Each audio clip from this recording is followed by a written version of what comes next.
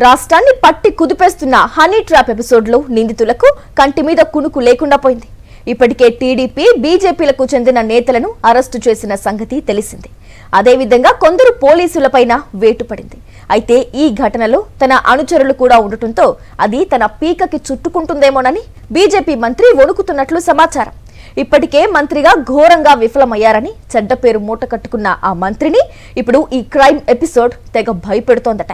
ఇంతకీ ఎవరా మంత్రి? Let's watch the story. Anantapuram జిల్లాలో వెలుగులోకి వచ్చిన కూటమి నేతల హనీ ట్రాప్ దుర్మార్గం అందులో భాగస్వాములందర్నీ వేటాడేస్తోంది. ఆ క్రమంలోనే జిల్లాకు చెందిన ఓ మంత్రి కొద్ది రోజులుగా సరిగ్గా నిద్రపోలేకపోతున్నారట. వైఎస్ఆర్ జిల్లాకు చెందిన బీజేపీ నేత సత్యకుమార్ గత ఎన్నికల్లో ఉమ్మడి అనంతపురం జిల్లా ధర్మవరం నియోజకవర్గం నుండి పోటీ చేసి గెలిచారు. వైద్య ఆరోగ్య మంత్రి పదవిని సంపాదించుకున్నారు. వైద్య మంత్రిగా ఆయన పనితీరు ఘోరంగా ఉందన్న విమర్శలు ఉన్నాయి.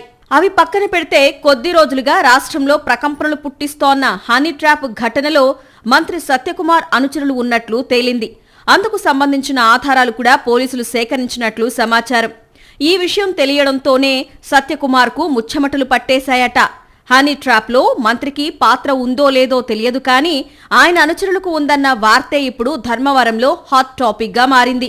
మహిళలను ఎరగా వేసి అమాయకుల నుంచి కోట్ల రూపాయలు వసూలు చేసిన వైనం ఉమ్మడి అనంతపురం జిల్లాలో హాట్ టాపిక్ గా మారింది. ఈ కేసులో బీజేపీ మహిళా మోర్చా నేతలు చంద్రకళ రాయల్, మల్లీశ్వరి, అనంతకుమారి అరెస్ట్ అయ్యారు. హనీ ట్రాప్ ముఠాతో బీజేపీ మహిళా నేతలకు నేరుగా సంబంధాలు ఉండడంతో ఆధారాలతో సహా పోలీసులు వారిని అరెస్టు చేశారు.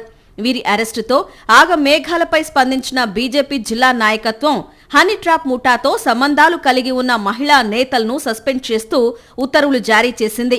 బీజేపీ జిల్లా మాజీ అధ్యక్షుడు శ్రీనివాస్ చౌదరి, మరో బీజేపీ నేత లలిత్ కుమార్ మంత్రి సత్యకుమార్ కు ముఖ్య అనుచరులుగా ఉన్నారు. హనీ ట్రాప్ ముఠా వ్యవహారంలో అరెస్టైన బీజేపీ మహిళా నేతలంతా వీరి అనుచరులే. శ్రీనివాస్ చౌదరి, లలిత్ కుమార్ ద్వారానే చంద్రకళ రాయల్, మల్లీశ్వరి, అనంతకుమారిలకు మంత్రి సత్యకుమార్తో పరిచయం ఏర్పడింది.